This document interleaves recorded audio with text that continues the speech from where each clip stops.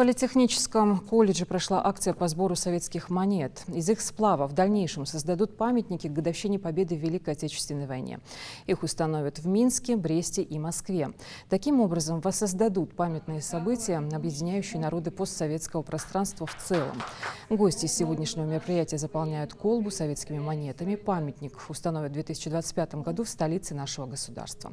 Сотрудники музея имени Тугана Мальсагова искренне надеются, что жители республики не останутся равнодушными и примут непосредственное участие в этой акции. Через постоянное представительство в Москве, которое возглавляет Михаил Лезов, к нам эта колба пришла.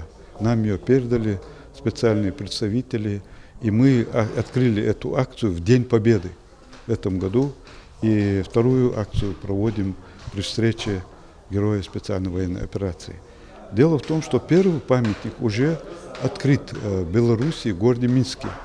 Второй памятник ожидается открыт в год 80-летия освобождения Белоруссии. И третий памятник в следующем году, в 2025 году, будет в преддверии Дня Победы, 80-летия Победы, открыт, установлен в Москве.